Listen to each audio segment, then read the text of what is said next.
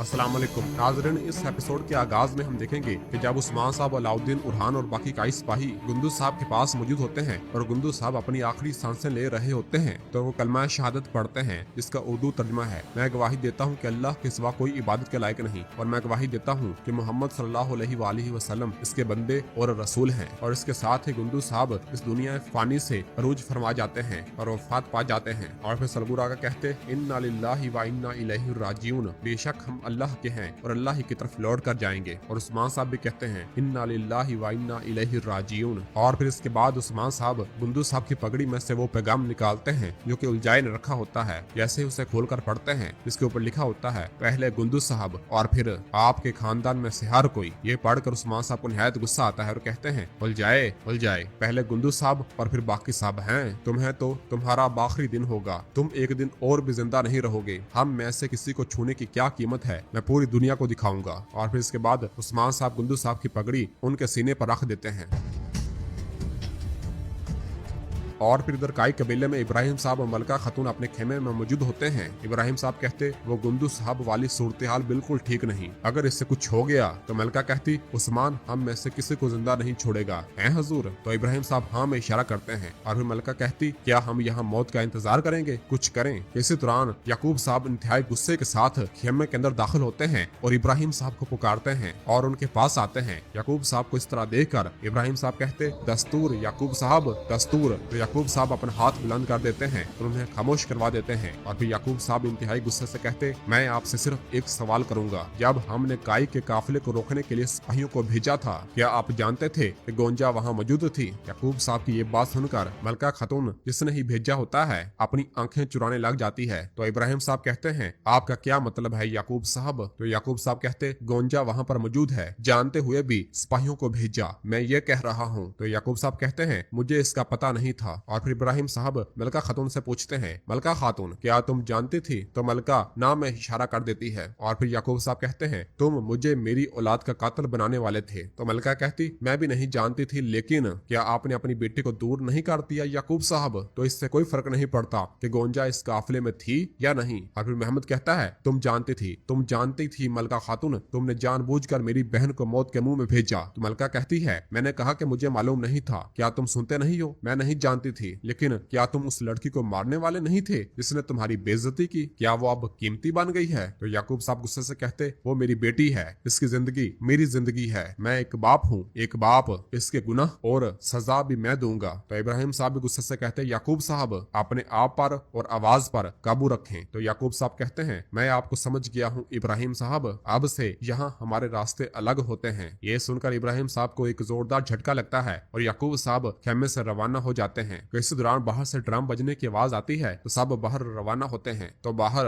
उस्मान साहब और बाकी तमाम काई सिपाही अपने घोड़ों से नीचे उतरकर पैदल चलते हुए कबीले आ रहे होते हैं। याकूब साहब और इब्राहिम साहब भी उन्हें आता हुआ देखते हैं, जबकि एलचम खातून भी अपने बाबा को ढूंढने की भरपूर कोशिश कर रही होती है, लेकिन उसे अपने बाबा नजर नहीं आ रहे होते कि अगले ही लम्हे एक सिपाही गुंदुज साहब की लाश को स्ट्रेचर पर डालकर घोड़े के पीछे लगाकर कबीले लेकर आ रहा होता है। और उस्मान साहब ने गुंदुज साहब की तलवार और पगड़ी पकड़ी हुई होती है और सब लोग सरदारी खेमे के सामने आते हैं, जहां बाला और एलचम वहां मौजूद होती हैं। एलचम अपने बोझल कदमों के साथ उस कफन से लिपटी लाश को देखती है और उरहान को देखती है और कहती है, उरहान, और एकदम अपने कांपते पांव और हाथों के जरिए कफन से हाथ निकाल कर देखती है, जो कि उसके बाबा का हाथ होता है। और फिर जैसे ही वो कफन उठाती है तो वहां उसके बाबा गुंदुज साहब होते हैं, जिसे देखते ही एलचम खुद को संभाल नहीं पाती और रोने लग जाती है और कहती है, बाबा, और जारो कतार चीखने लग जाती है और अपने बाबा की लाश के साथ लिपट कर रोने लग जाती है। और फिर बाला उस्मान साहब से पूछती, ये किसने किया उस्मान साहब? तो उस्मान साहब बताते हैं, कस्तंतीन पालियोरोगोस,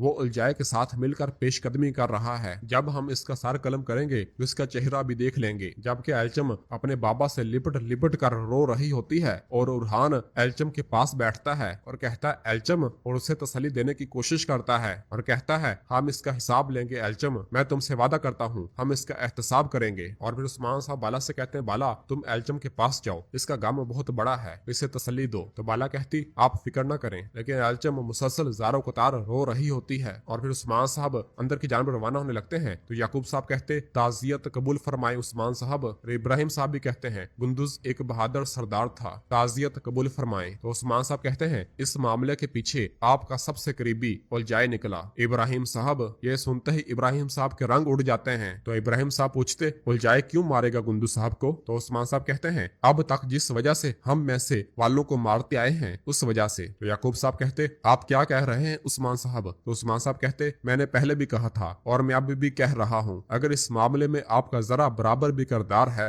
और अगर मैंने ये साबित कर दिया तो फिर मैं आप दोनों को इसी मिट्टी में दफन कर दूंगा। पहले मैं ये साबित करूंगा कि ये खून उलझाई ने बहाया, फिर आपकी बारी आएगी। और ये कहकर उस्मान साहब अंदर सरदारी खेमे की जानब रवाना हो जाते हैं, जबकि याकूब साहब, इब्राहिम साहब और मलका खातून निहायत परेशान हो जाते हैं। और फिर रात के वक्त अंदर खेमे में एल्चम खातून और उरहान गुंदुज साहब की मैयत के पास बैठे हुए होते हैं। एल्चम अपने बाबा को देखते हुए कहती है जब तक मेरे बाबा के साथ ऐसा करने वालों को पकड़कर इन्हें सजा नहीं दी जाती मैं तब तक नहीं रोऊंगी। तो उरहान कहता है अब मजीद रोने की जरूरत नहीं है, मैं तुमसे वादा करता हूँ खातून वो गद्दार सजा काटेंगे, अब तलवारें बोलेंगी। इसी दौरान बाहर से सिपाही की आवाज आती है दस्तूर उस्मान साहब। तो उस्मान साहब, बाला और जरकुताए खेमे के अंदर दाखिल होते हैं। तो एल्चम और उरहान खड़े हो जाते हैं। उस्मान साहब एल्चम से कहते बेटी क्या तुम ठीक हो? तो एल्चम कहती मैं ठीक हूँ। और फिर बाला कहती है हौसला रखो बेटी, अल्लाह तुम्हें सब्र जमील अता फरमाए। तो एल्चम कहती सलामत रहे बाला खातून। और फिर एल्चम उस्मान साहब से कहती उस्मान साहब जिन्होंने मेरे बाबा को नुकसान पहुंचाया। तो उस्मान साहब फौरन कहते इसकी सजा काटेंगे, उलझाए और इसके हमरा ही वो बाजंतीनी कुत्ते, हम इन सब से निमट लेंगे। और फिर बाला पूछती हम जनाजा कब उठाएंगे हजूर? तो उस्मान साहब कहते हैं इससे पहले कि गुंदुज साहब का खून खुश्क हो जाए, उलझाए नामी वो कुत्ता कब्र में दफन होगा, हम अपना फरीजा पूरा करेंगे। तो एल्चम कहती है मुझे इजाजत दें, मैं भी आती हूँ। तो उस्मान साहब कहते हैं नहीं, तुम अपना आखिरी फरीजा पूरा करोगे बेटी, बिल्कुल परेशान ना हो, बाकी हम पर मुनहिसर है। और फिर उरहान कहता है हम गुंदुज साहब का बदला लेंगे एल्चम, तुम फिक्र ना करो। जबकि दूसरे खेमे में महमद और याकूब साहब निहायत परेशान होते हैं। और महमद कहता है उस्मान ने लोगों के सामने बनी जानदार और बनी गरमियान को रुसवा कर दिया, ये काफी नहीं था कि उसने हमें कबीले में कैद करके रख दिया। तो याकूब साहब कहते हैं उस्मान अपने दुश्मनों को अपनी आंखों के सामने रखता है महमद। तो महमद कहता वो हमें यहाँ कैद करके अब मजीद क्या करेगा बाबा,